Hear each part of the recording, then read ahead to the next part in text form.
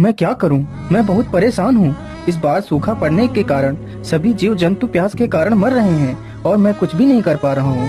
आखिर मेरे खुदाए गए तालाब में पानी क्यों नहीं निकल रहा है? बाबा, इसका कोई उपाय बताओ। महाराज, इसका उपाय तो है, लेकिन उपाय बहुत ही कठिन है। बाबा, आप मुझे बताइए कि वह क्या उपाय है। मैं इन जीवों को इस प्रकार मरते हुए नहीं देख सकता। मैं इन्हें बचाने के लिए कुछ भी कर सकता हूँ, बस आप मुझे उपाय बताइए।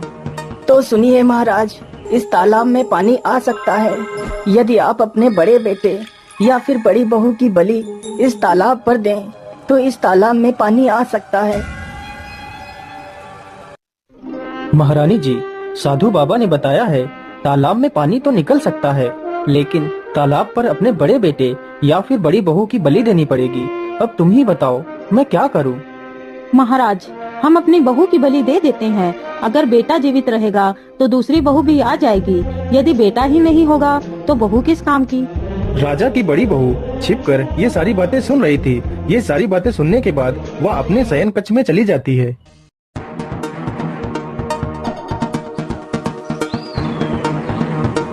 अरे रूपमती, आज तुम इतना उदास क्यों हो?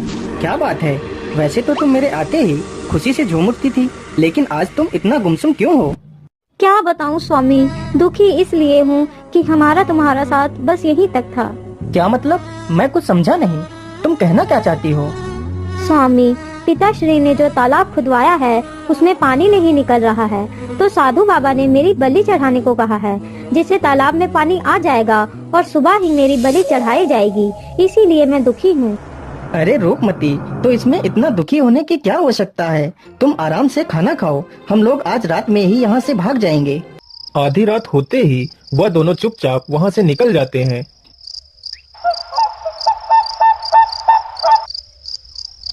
रूपमती, अब हम दोनों अपने राज्य से काफी दूर आ गए हैं।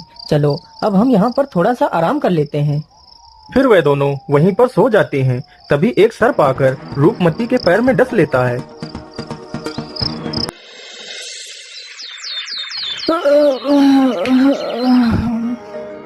बहुत अच्छी नींद आई। चलो रूपमती। अरे ये क्या रूपमती, तुम्हें क्या हो गया? हे ऊपर वाले, तुमने ये क्या कर दिया? मेरी रूपमती को क्या हो गया? अब मैं क्या करूँगा? मैं तुम्हारे बिना नहीं रह सकता रूपमती। हे भगवान, मुझे भी मार डालो। जिसके लिए मैंने घर छोड़ा, अपना परिवार छोड़ा, वही मुझे छोड़कर चला गया। हे भगवान, मुझे नहीं जीना है, मुझे नहीं जीना है।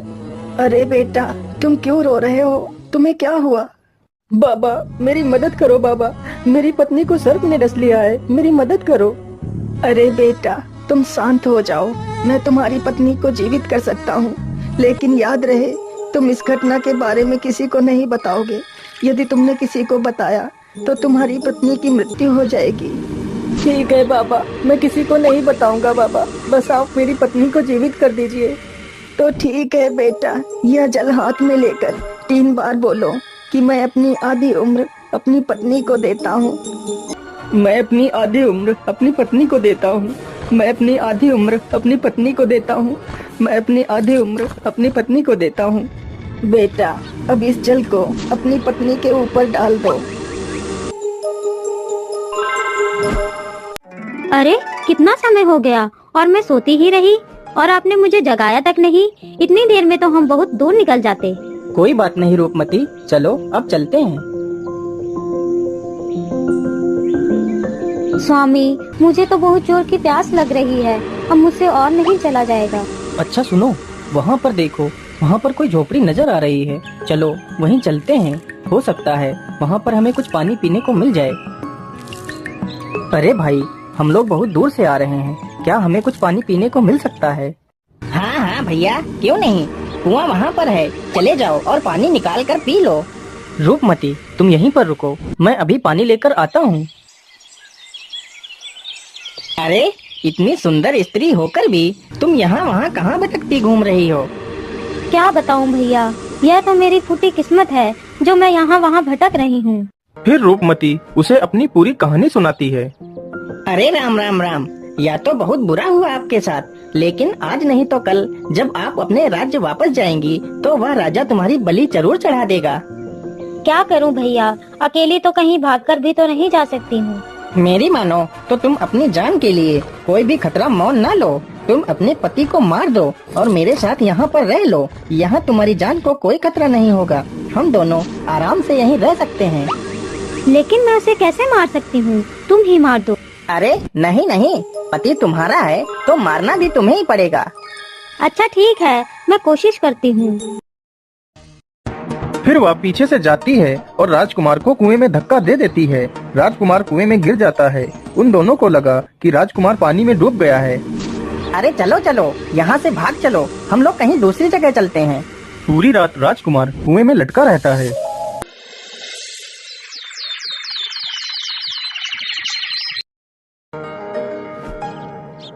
अरे हरिया, मैं पानी लेने जा रहा हूँ। तब तक तू मेरी भेड़ों को चराना। ठीक है श्यामू भैया, लेकिन जल्दी आ जाना। श्यामू जैसे ही अपना घड़ा कुएं में लटकाता है, तभी राजकुमार रस्सी को पकड़ लेता है। अरे कौन है कुएं में? छोड़ दो मेरा घड़ा। नहीं भैया, मैं आपका घड़ा ऐसे नहीं छोड़ूंगा। पहले आप मुझे बाहर निकाल दो। अरे भाई, तुम हो कौन? पता नहीं तुम कोई भूत प्रेत ही हो और मैं तुम्हें बाहर निकालूं, तुम मुझे ही खा जाओ। नहीं भैया, मैं भी तुम्हारी तरह इंसान हूँ। मैं रात के अंधेरे में गलती से गिर गया हूँ। भैया मुझे बाहर निकाल लो। अच्छा ठीक है, मैं अभी आपको बाहर निकालता हूँ।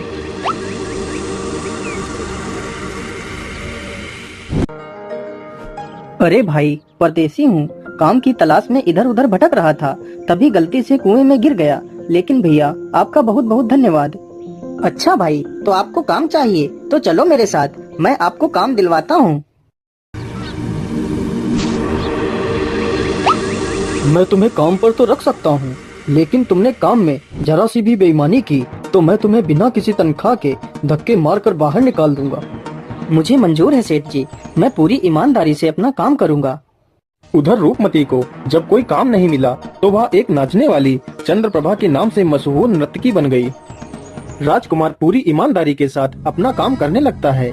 इसी प्रकार कुछ दिन बीत जाते हैं।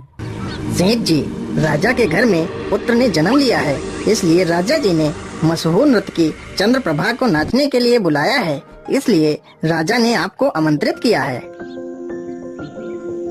अरे सेठानी जी, आज मेरे लिए खाना मत बनाना। मैं राजा के घर से दावत खाकर आऊंगा। वहाँ पर आज मशहूर नर्तकी चंद्रप्रभा आएगी। मालिक, अगर आप बुरा ना मानो तो मैं भी आपके साथ चलना चाहता हूँ। अरे नहीं, तुम नौकर चाकर आदमी वहाँ कहाँ जाओगे? राजा के घर में बड़े बड़े राजा महाराजा आएंगे, तुम उनके बीच कैसे बैठ पाओगे? अरे नहीं, ये नहीं हो सकता। अरे सेठ जी, अगर ये जाना चाहता है तो इसे क्यों रोक रहे हैं? ये भी तो हमारे बेटे जैसा है। अगर कोई पूछे तो उसे बता देना कि ये मेरा बेटा है। अच्छा, ठीक है सेठानी जी, जैसी तुम्हारी इच्छा। चलो बेटा, तुम भी चलो। चंद्रप्रभा जैसे ही नाचने के लिए आती है तो राजकुमार उसे देखते ही पहचान लेता है और चंद्रप्रभा भी उसे पहचान लेती है। महाराज, मैं यहाँ पर नृत्य नहीं कर सकती हूँ, मैं जा रही हूँ यहाँ से। लेकिन चंद्रप्रभा, तुम यहाँ पर नृत्य क्यों नहीं कर सकती? महाराज, यहाँ पर एक चोर है जिसने मेरे गहने चुराए थे। पहले आप उस चोर को सजा दो, फिर मैं नृत्य करूँगी। अरे चंद्रप्रभा, किसने तुम्हारे गहने चुराए हैं? बताओ मुझे, मैं उसे अभी फांसी पर चढ़ा देता हूँ। महाराज, ये है मेरा चोर जिसने मेरे गहने चुराए थे। सैनिकों, इसे ले जाओ और फांसी लगा दो। महाराज, मैंने इसकी चोरी नहीं की है। यह औरत झूठ बोल रही है, जबकि मैंने ही इसे बहुत कुछ दिया है। तूने मुझे क्या दिया है? चल निकल जा यहाँ से। चला जाऊंगा, उससे पहले मैंने तुझे जो भी दिया है वह मेरा वापस कर दे। मैं यहाँ से चला जाऊंगा।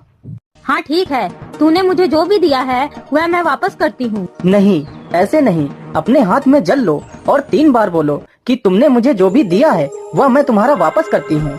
तूने मुझे जो भी दिया है वह सब मैं तुझे वापस करती हूँ। तूने मुझे जो भी दिया है वह सब मैं तुझे वापस करती हूँ। तूने मुझे जो भी दिया है वह सब मैं तुझे वापस करती हूँ। अरे दुष्ट, तूने यह क्या कर दिया? तूने इस नर्तकी की जान ले ली। तू तो चोर होने के साथ साथ एक तांत्रिक भी है। नहीं महाराज, मैं कोई चोर नहीं और ना ही मैं कोई तांत्रिक हूँ। मैं बल्लभगढ़ का राजकुमार इंद्रसेन हूँ और यह कोई नर्तकी नहीं बल्कि मेरी पत्नी है। फिर राजकुमार सभी को अपनी दुख भरी कहानी सुनाता है।